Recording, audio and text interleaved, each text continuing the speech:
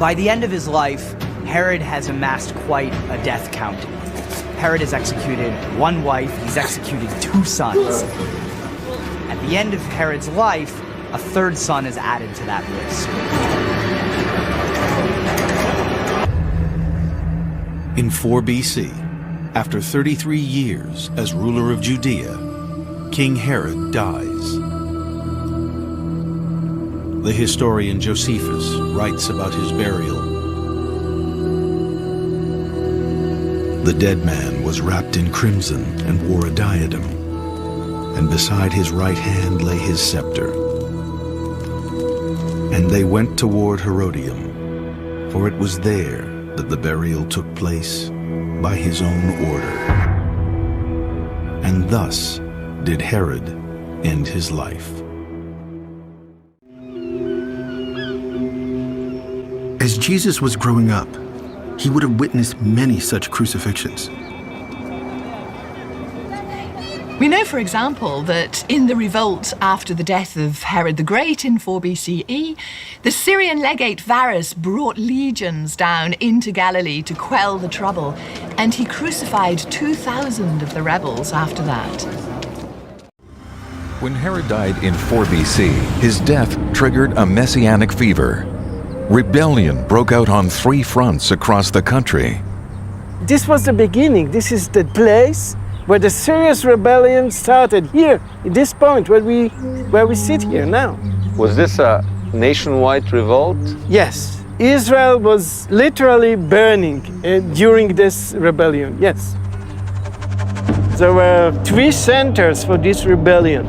3 messianic leaders. One, Judas in the Galilee. The second one, Atronges in Emmaus. And the third one, Simon from the Perea, from the area of Transjordan. Suddenly, our idea of the world that Jesus was born into seems very different from anything that we heard about in Christmas carols. I mean, this was no tranquil land with shepherds tending their flock and wise men following stars. This was a land riddled by political unrest and violence, rape, pillage, crucifixions, Jews against Romans. There was a revolution going on. Clues here to the harsh reality of life that he and fellow Jews suffered under Roman rule. Now, this hole here, what do you think that is? This pit was built in a way that it would be camouflaged and wouldn't be visible, because this area was covered over again, possibly with some stone slabs, possibly with some wood or a mat or something. And beneath it, this pit was intended not to be seen. Deep in the bedrock, the residents of this Nazareth house dug 3 bell-shaped chambers. They are from 5 to 5.5 feet high, big enough to store food and more. The Romans were taxing the produce, and maybe they wanted to hide some of the produce. And more specifically, at times of crisis like war, the people who lived in these Jewish villages needed a place to hide. One thinks of those early years of Jesus in Nazareth, as a boy and then as a young man, just getting on with life. But underneath that, there is always the undercurrent of a certain amount of danger. It's not quite what it seems to be. The residents of this first-century house were hiding from the violence and political turmoil that stalked the country. It came after the death of the master politician, King Herod.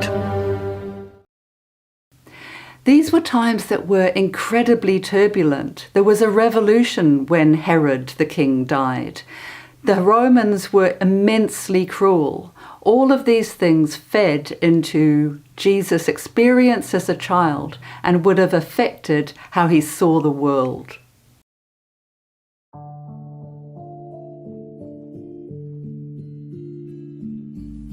From the days of John the Baptist until now, the kingdom of heaven has been subjected to violence, and violent people have been raiding it.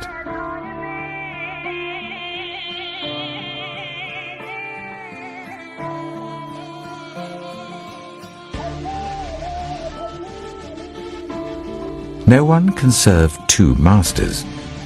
Either you will hate the one and love the other, or you will be devoted to the one and despise the other. You cannot serve both God and money.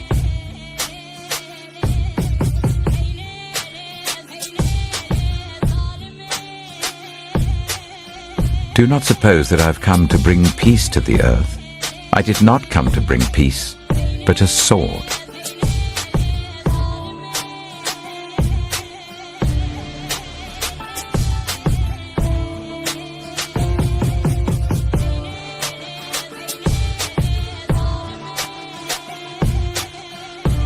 And will not God bring about justice for his chosen ones, who cry out to him day and night? Will he keep putting them off? I tell you, he will see that they get justice, and quickly.